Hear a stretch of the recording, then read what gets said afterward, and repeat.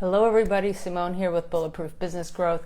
As always, with some ideas and insights of what to pay attention to when you're growing and scaling your business. Today I want to talk about thinking like a winner no matter what, because it's really about diving into the other side of being a leader, the emotional aspect, being unshakable, and projecting certainty no matter what.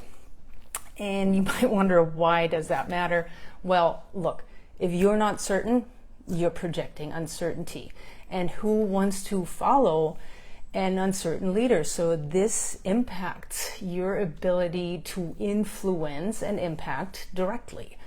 So remember what we've been talking about last week and the weeks before, the 3 C's that are so important for a successful setup. So we need to project clarity, context, and certainty. Those 3 are so important to your leadership ingredients, right? So we need to build all of those 3 to have an autonomous team that can solve their own problems. And then of course that means they can produce more profits for you, which is what you really, really want. So imagine this. There's a scenario where a major mistake happened in your business. Your clients are pissed, the relationship is at stake, you could be losing some major revenue and of course your reputation. So you could have a couple of scenarios here. It could be the business owner, the CEO freaks out, is clearly stressed, runs around like a chicken with their head cut off, drops everything and is in total firefighting and fixing mistake mode, and is basically doing all of this all on their own, because that's what happens a lot of times when things get crazy. So that means there's all sorts of confusing direction, chaos everywhere, and all this stuff of course impacts the team tremendously, because they're wondering, hey, what's going on? They're not directly involved. Sometimes there's just stuff flying all over the place. So we have chaos for the rest of the day. Or we could have the same scenario. A major mistake happens in the company, the client is pissed, your relationships, your revenue, and your reputation is at stake. But this time, the CEO is calm, is focused, and follows our 595 method for all 3 C's, right? Remember, clarity, context, and clarity, and certainty. So clarity, context, and certainty. So the way the 595 process works is, for you as the business leader, you spend only 5% of your time and energy focusing and fretting and dealing with the problem, right? Because this is where you assess. You assess what the problem is. You kind of come up with the way that you would solve this problem, kind of make a plan and have that plan in your back pocket. But instead of being the one who jumps into action, being the one who does it all, you translate that scenario to your team. So you bring in your team, you help them understand what the problem is, and then you transfer responsibility for solving the problem to them, and you help them, you support them, you coach them, you are there for them when they run out of resources. But this is an important moment, because you're giving them the context, right? This is like really helping them understand the scenario, but then you also give them the clarity that they need and the certainty with your support and leadership to make sure that they can actually handle the problem. So by transferring that much responsibility, you're fostering their confidence, you're teaching them problem-solving skills, you're helping them understand how you would think through something, which is so majorly important to get to this place where you can rely on them, you can trust them, they have the confidence to jump into action without you. This is how you build a team that can solve their own problems and can help you produce more revenue, because here's the part. Instead of you being hijacked by this problem and doing it all, now you have your team doing it. So they're handling most of it. They overall, the feeling, the energy is not chaos, but calm, which is what we want. So imagine you're a team member in either of those situations. Who would you want to follow? who was more effective, who would get more done, who leads and is able to execute outside the crisis, because of course business does not stop, right? Everything else is still going on. All your other clients still need to be served in the best way possible. So this is really where, as leaders, it's so important to foster mental toughness and focus no matter what, where you need to own your emotional state. And look, I mean, people like Tony Robbins have made gazillions of dollars with this premise because, hey, as business owners, we all know what that's like. Because here's the truth. Your ability to handle problems and stay focused on your outcome stands in direct correlation to the size and quality of company that you can build. So the 95-5 has a bit of a different meaning here, because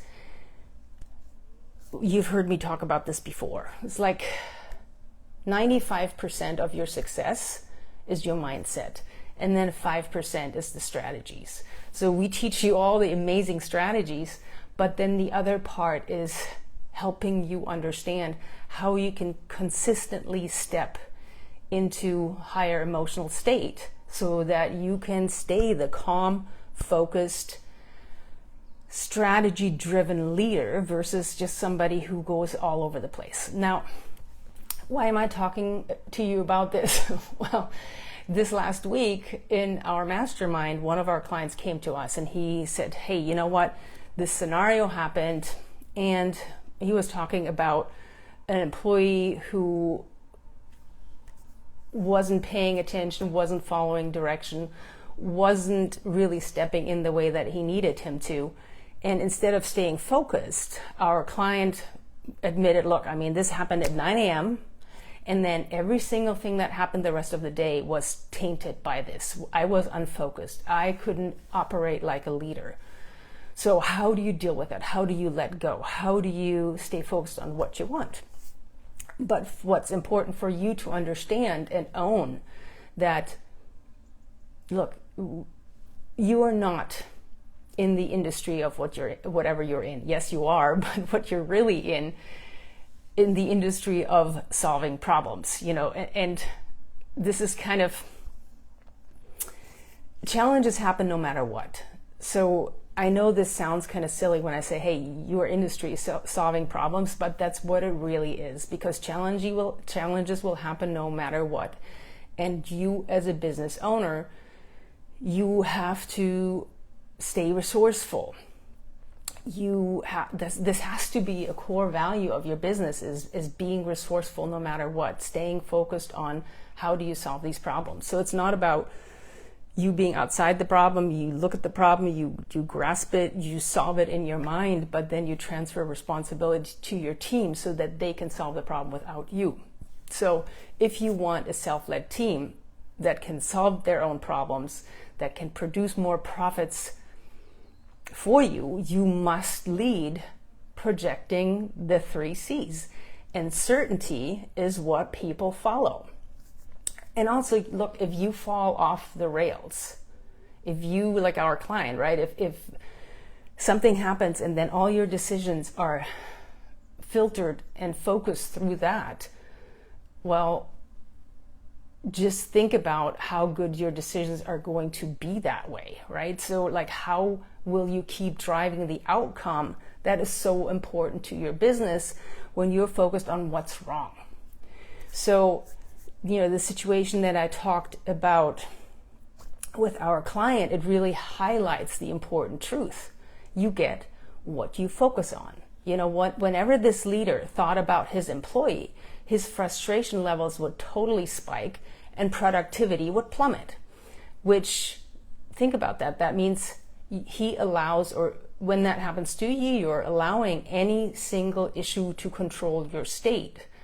And then that means you're becoming a victim. You're giving away your power. So there's a model that I teach, which is kind of like, the model looks like a figure 8. And so there's 2 loops stacked on top of each other. So your lower loop is your emotional state when you're kind of in a victim sort of state, where you give away your power, You blame, you retreat, you get confused, you're unfocused. So you're really giving away your power. You're not having ownership because you're letting this situation hijack you. Now, so this is the lower loop. In the middle of it is choice. So your choice when you have a challenge is to either descend into the lower loop of all the lower emotions, which bring you nothing, or to make the choice, and this is the pattern interrupt that's really tough, to go, all right, so I know what's happening. I could go down here, but I'm not allowing that as a leader. I'm going to ascend into the upper loop, which is resourcefulness, which is clarity, which is thinking, which is solving problems, which is staying focused on what counts. So this is where you have extreme ownership. And it's kind of like the moment this happens, you may visit that lower loop of emotions, but where you want to live is the upper loop. Of course you will be upset when something bad happens. Of course you might be angry.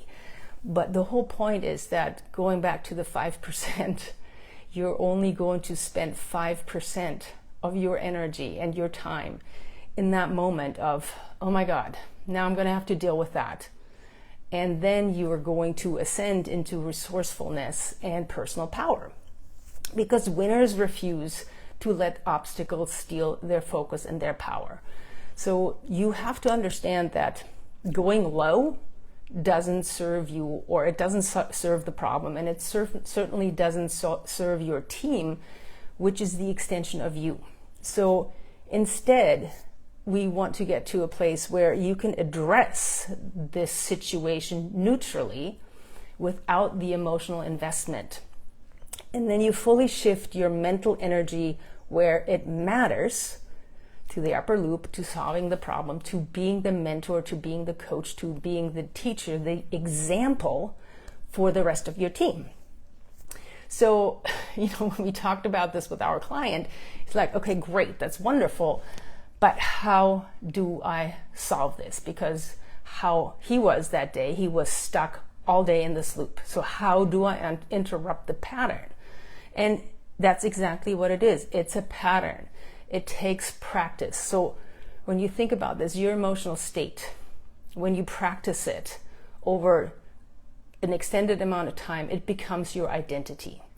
So shifting and interrupting that pattern is something that takes time and practice and repetition and consistency. So it's something that you really have to focus on if you want to interrupt this state and build a new identity around problem solving. So it's a pattern. It takes practice. It takes commitment. It takes clarity. It takes context. It takes certainty. So now we have 4 C's. Commitment, clarity, context, and certainty to really shift and ascend into a higher level of leadership. And it's not easy. And it's the most important growth that you can involve in as a business owner. So this is really, when you think about what brings my business out of like all the up and downs, all the chaos, all the me being and everything, what gets me to a higher level of leadership and productivity is that piece. So you want to because where you want to move to your business for your ability to grow and scale is stability first, right? So you're coming from chaos to stability to growth and scale. Those are really your 3 phases that you're going through as a business, as a company. So number 1, what do you have to do? Like what's really our way of getting through this is, here's the big one. You have to get really clear about what your outcome is. What is this particular goal, your dream, your outcome that you're fighting for? That's so important to you. Because when you're clear about your outcome, you're also clear about the cost it would cause if you are not focused on that. So you can refocus and practice this shift of focus, okay? So instead, and then the second thing, of course, is instead of it all being on you, like once you have that first shift, that clarity, understanding your outcome, then instead of it being all on you, you want to focus on the success as a team. That's where the 595 comes in, because now you are transferring responsibility, you're teaching, you're helping people be more confident in these situations, you're giving them opportunity, you're giving them a positive challenge. Because the stress really comes from when your focus is all on you. So when we are shifting the focus and it's not all on you, now your focus is on how do I make this team really successful versus it being all on you. So that's a much more resourceful state. And then third is we want to shift the frame around challenges and problems. It's like, yeah, I know I'm going to get chastised for even using the word problems. It's all challenges, but whatever you want to call it, right? It is where you go from looking at it as an obstacle to perceiving and believing in it as an opportunity. And this is where you can involve your team in this frame change and really teaching them about that. And I know it sounds simplistic and benign, but it is something that you must practice as a leader and that you must practice with your team.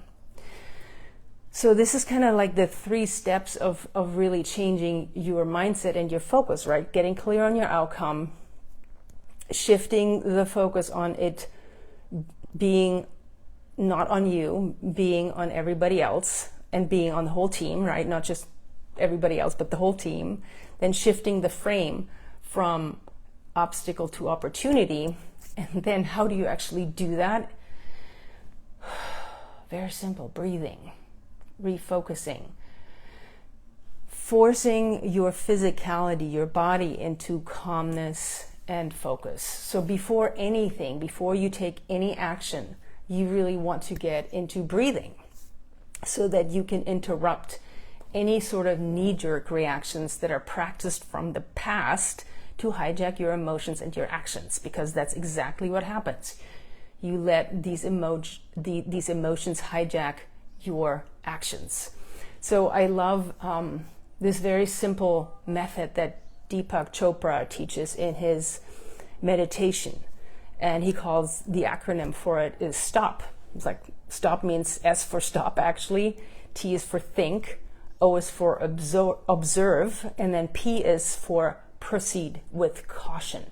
And that's a big one, right? Instead of jumping in and all hands on deck and we're all going to go run around like chickens with our heads cut off, we're actually going to go through stop, think, observe, proceed with caution, right? So that's the mental frame that shifts. And how do you make that physically possible is by breathing. So I think it is Deepak who also teaches the 4-4-4-4, which is 4 seconds of breathing in and then 4 seconds of holding that breath and 4 seconds of exhaling and 4 seconds of holding out your breath, right? So it's a 16-second cycle. Even if you're in a heated discussion, even if you're in a panic moment, and this is actually something that they teach to first responders, police, anybody who has to function in crisis, you can do this. Because you can always inhale for 4 seconds and holding your breath out for 4 seconds, and then exhale for 4 seconds and holding breath out for 4 seconds. This is what gets you clear, what helps you to breathe through emotions and gives you your power back. And hey, physically what happens is you get more oxygen to your brain, which also means you can, of course, think more clearly. So bottom line here is you must handle your distractions. You must get from a place where you empower versus undermining the situation because of your emotions, because there are a lot of people dependent on you. And look, we've all been there. There's the one problem child that seems to plague you no matter what all day. It sabotages your morale every time, no matter how many reminders or corrective conversations you have, this person will mess up and send you into that frustrating, toxic tailspin. And the truth is, it's easy to miss this. It's easy to just go with that and have that be your reality. But whatever you focus on controls your state and your performance. So the moment this problem enters your mind, it all goes by the wayside if you don't have this pattern interrupt and this reframe and this redirection of your focus. Because my clients' productivity completely crashed and burned every single time this situation would happen. So this is where you're making the choice of either handing the keys over to your day, to chaos and frustration, or you are reframing this and focusing on success, right? So this is like when you hand over the keys to your day, to your mindset, or to your success to somebody else's actions, which completely loses you mental clarity. So the ground rules here is, so to deal with distractions in a winner's way is rule number 1, address the situation objectively without emotion, right? Get the issue out on the table efficiently and effectively, and then check the problem at the door. You've handled the problem, right? Then rule number 2 is fill your mind with solutions, not complaints. So think progress, not grievance. And then rule number 3 is refocus internally. This is your why, your vision, your purpose. This is where your power lies. And that takes discipline, it takes inspiration, and it takes consistency, right? So that's where your power lives. This is where your purpose lives, right? So the takeaway here is that winners train themselves to handle anything in a solution-oriented, emotionally unfazed manner. Your setbacks are an opportunity to strategize around with your team, to empower them, to serve them, to solve with them, to teach them how to solve, so that you don't crash emotionally over stuff. So you teach them that their eye stays on the ball no matter what. So, hey, are you letting your problems own your own mindset? It's time to flip that script and reclaim your control over your emotional state. Your success is too important to outsource to anyone else's actions. So I hope this helps a ton. I would love to hear how you're making the flip. Send us a message, let us know. Of course, if you enjoyed this, if this was helpful for you, make sure you hit subscribe and you ask others to subscribe and send them this. And if you want to know more, we have a great training out there. I'll put the link in the comments so that you can access that training, and let us know how we can help. Have a fabulous week, and I will see you next time.